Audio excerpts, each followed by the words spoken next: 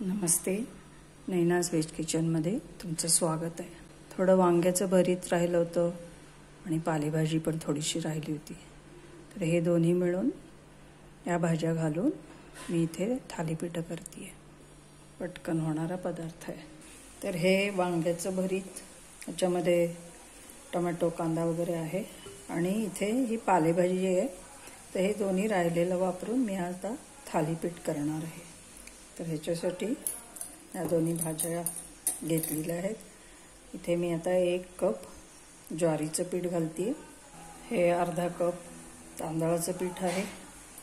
हे थोडंसं गव्हाचं पीठ आणि हे 2-3 चमचे बेसन किंवा हरभऱ्याच्या डाळीचं पीठ. भरतामध्ये कांदा आहे, पण आणखीन थोडा पाहिजे म्हणून मी इथे हा कांदा पण घालते. 1 वाटीभर कांदा बारीक चिरून घेतलेला आहे. इथे हा थोडा ओवा घालते. तसंच थोडे तीळ, मीठ. आपण हे जे जास्तीची पिठं घालते त्याच्यासाठी जेवढे लागेल तेवढं मीठ घालायचं आहे. पीठ कालवल्यावर पण बघून घालू शकता. थोडे जिरे, हळद आणि लाल तिखट. मी हवं तर धणे जिरे पावडर पण घालू शकता. थोडी हिंग आणि आता हे कालवून घ्यायचं. जरूर असेल तर पाणी घालणार.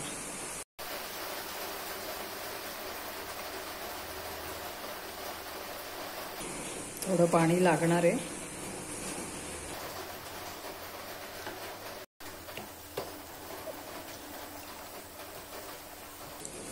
तर इथे आता हे असं पीठ ठेवलेलं आहे.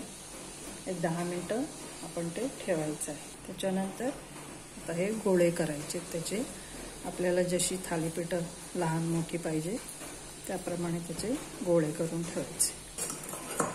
इथे थोडं तेल घालून, हा बिडाचा तवा वापरते मी.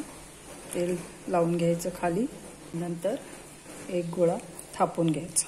जरा पाण्याचा हात लावून घेऊन थापून घ्यायचं.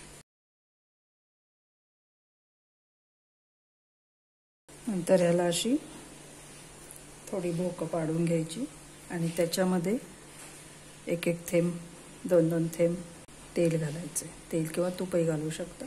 आता आपण हे झाकण ठेवून भाजून घेणार आहोत.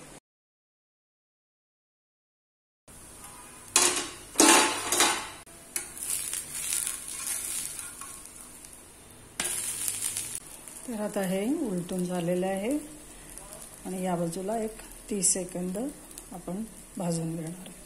तुम्हाला जास्त खरपूस हवा असेल तर फ्लेम बारीक ठेवून थोडा जास्त वेळ ठेवा. तर आता हे थालीपीठ आपण डब्यात काढू. तर इथे आता हा असं रुमाल ओला करून घेतला आहे. त्याच्यावर आता हा असा एक गोळा थापून घ्यायचा आहे. जसं गरम पातळ किंवा जाड जसं पाहिजे तसं थापून घ्यायचं आहे. अधूनमधून जरूर असेल त्याप्रमाणे पाण्याचा हात लावून घ्यायचा आहे, म्हणजे चिकटणार नाही. आणि तापलेल्या तव्यावर हे घालून परत भाजून घ्यायचं. आणि आता तवा छान तापलेला आहे तेव्हा त्याच्यावर हे दुसरं थालीपीठ जे आपण रुमालावर थापलं होतं ते घालू. या थालीपीठाला आता बाजूने थोडंसं तेल सोडून मधल्या भोकात पण थोडंसं घालू. आता तवा तापलेला असल्यामुळे नंतरची थालीपीठं लवकर होतील.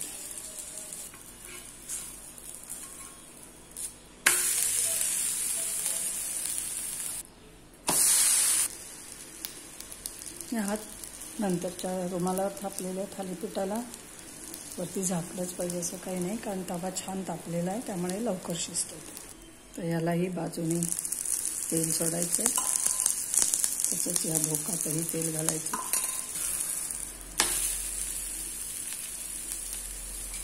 तर अशी आपली थालीपीठं तयार आहेत.